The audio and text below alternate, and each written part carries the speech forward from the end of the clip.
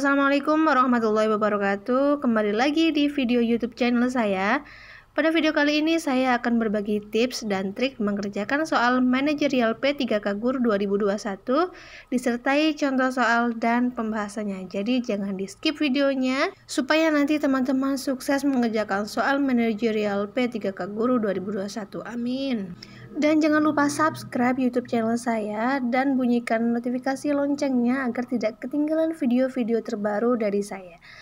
Oke, langsung saja. Yang pertama, kita harus tahu dulu apa yang dimaksud dengan kompetensi manajerial itu.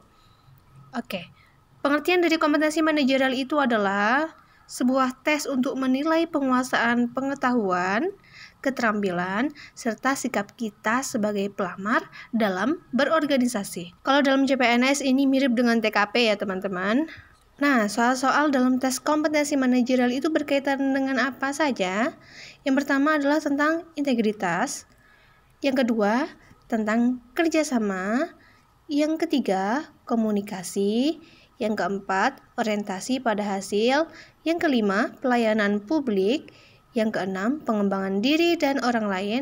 Selanjutnya, mengelola perubahan. Dan yang terakhir adalah pengambilan keputusan. Supaya teman-teman lebih memahami poin-poin yang ada pada kompetensi manajerial, nanti saya akan membahas masing-masing poinnya ini berdasarkan pengertiannya sekaligus dengan soal dan pembahasannya.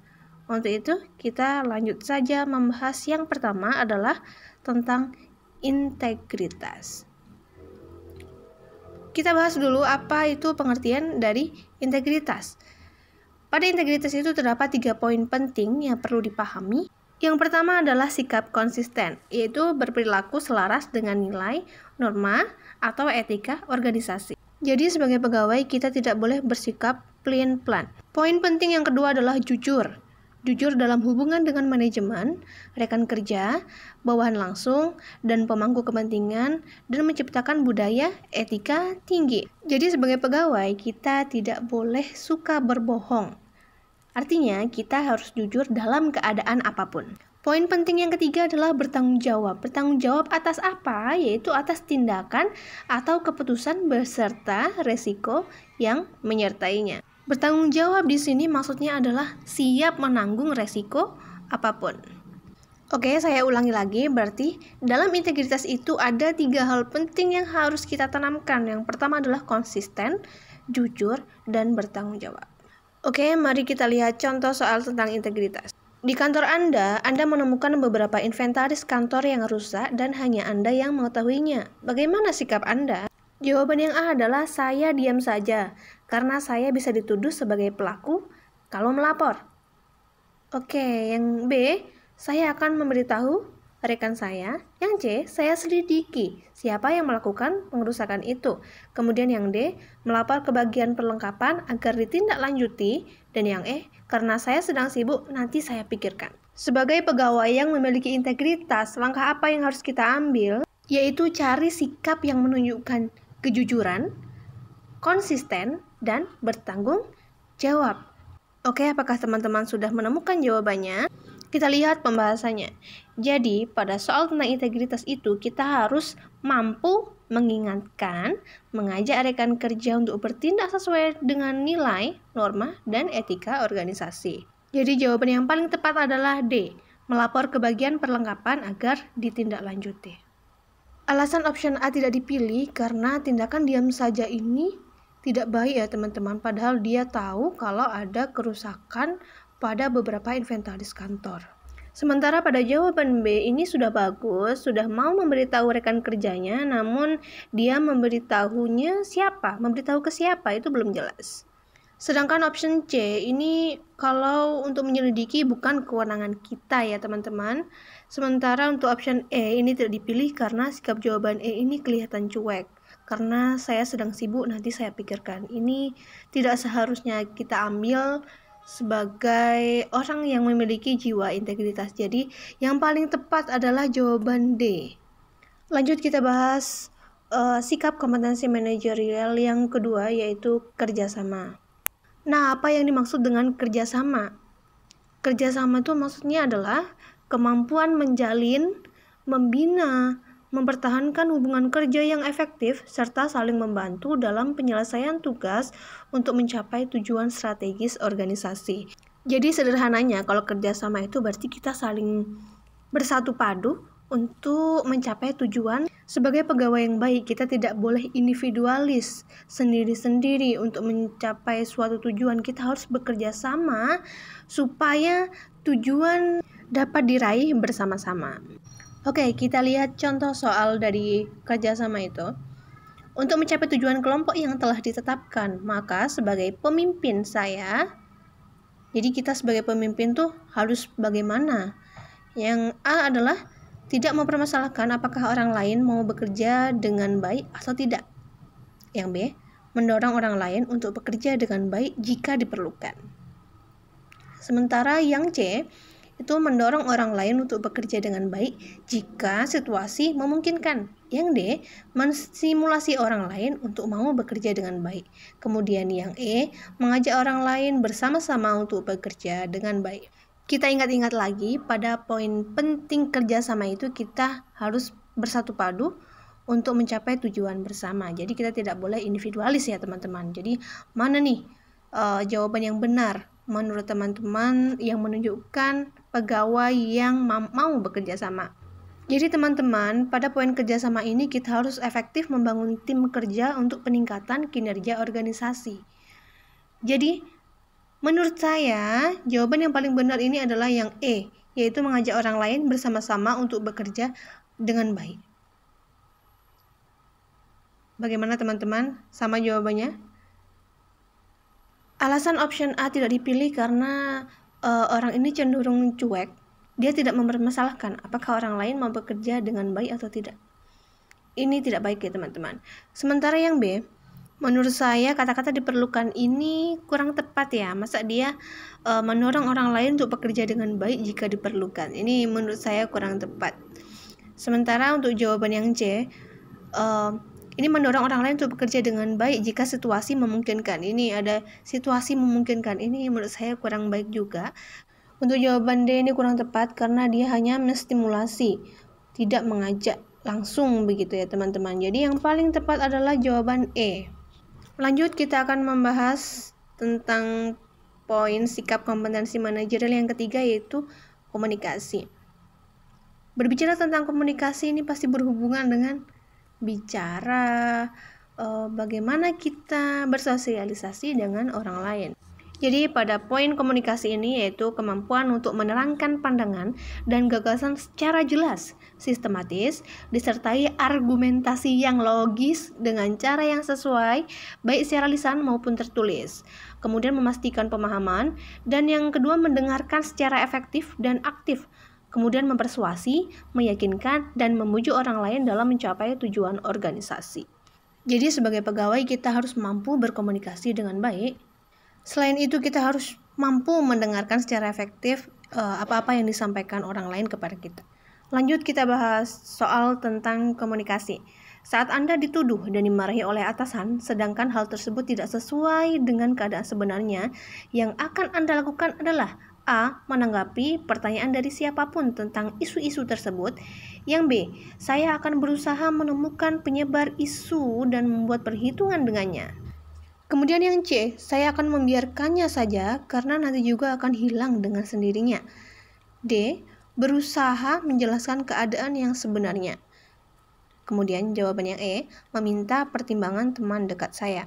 Pada poin penting komunikasi tadi, kita harus mampu mengkomunikasikan sesuatu dengan jelas dan sesuai fakta ya teman-teman. Kita lihat pembahasannya. Jadi kita sebagai pegawai itu harus mampu berkomunikasi dengan asertif, terampil. Berkomunikasi itu bisa dengan lisan maupun tertulis untuk menyampaikan informasi yang sensitif, rumit, atau kompleks. Jadi jawaban yang paling tepat adalah yang D. Berusaha menjelaskan keadaan yang sebenarnya.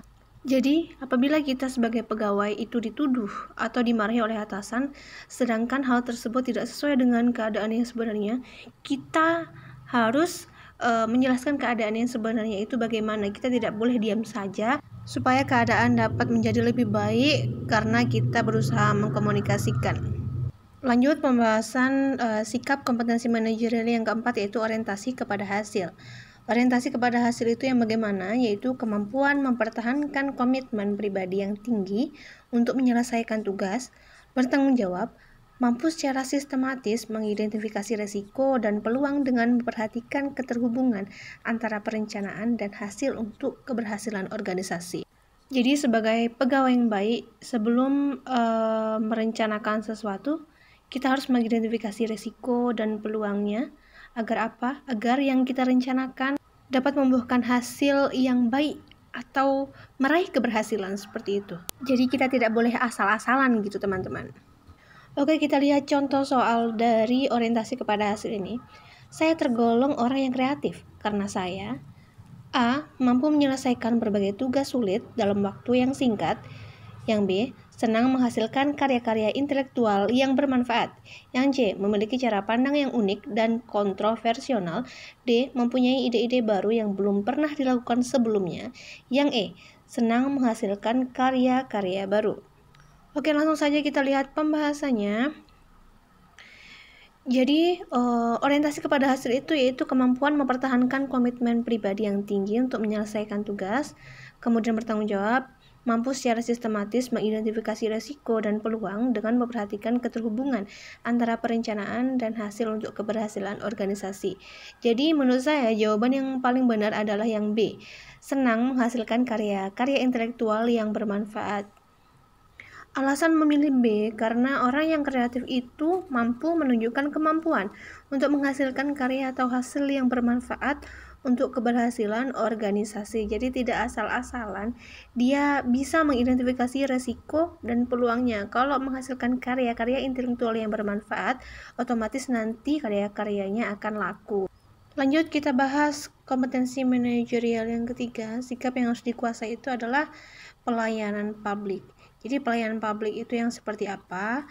Yaitu kemampuan dalam melaksanakan tugas-tugas pemerintahan, pembangunan, dan kegiatan pemenuhan kebutuhan pelayanan publik secara profesional, transparan, mengikuti standar pelayanan yang objektif atau netral, tidak memihak, tidak diskriminasi, serta tidak terpengaruh kepentingan pribadi, kelompok atau golongan, ataupun partai politik. Jadi kita sebagai ASN, kita harus mampu melaksanakan tugas-tugas itu secara profesional, kemudian transparan, tidak diskriminasi, kemudian objektif. Maksudnya kita tidak memihak ke siapapun. Jadi kita memang harus profesional begitu teman-teman. Kita lihat contoh soalnya. Libur nasional jatuh pada hari Selasa. Sudah menjadi kebiasaan umum di sebuah instansi pemerintahan untuk melakukan bolos massal di hari Senin dengan alasan hari kejepit nasional. Menurut Anda, yang sebaiknya Anda lakukan sebagai pegawai pemerintahan adalah A. Bertanya pada atasan apakah diizinkan untuk bolos massal di hari Senin. Kemudian yang B. Mempelajari aturan yang berlaku secara nasional. Aturan apa ini? Kemudian yang C. Menolak bolos massal di hari Senin karena bertentangan dengan nilai profesionalisme seorang pegawai pemerintahan. Yang D. Masuk setengah hari saja. Dan yang E. Mengikuti bolos massal untuk menjaga toleransi dengan rekan kerja yang lain. Wah, ini kita disuruh mencari sikap kita sebagai pegawai pemerintahan yang profesional itu yang mana gitu. Apa menolak bolos atau malah mengikuti bolos? Untuk mengkonfirmasi jawabannya kita lihat pembahasannya. Jadi sebagai seorang yang profesional, kita harus mampu melaksanakan tugas-tugas pemerintahan, pembangunan, dan kegiatan pemenuhan kebutuhan pelayanan publik secara profesional. Oke, jadi benar jawabannya adalah yang C, menolak bolos massal di hari Senin karena bertentangan dengan nilai profesionalisme seorang pegawai pemerintahan. Ini sudah sangat jelas teman-teman, kita harus menolak bolos. Jadi tindakan mendukung bolos massal tidak menunjukkan profesionalisme seorang pegawai.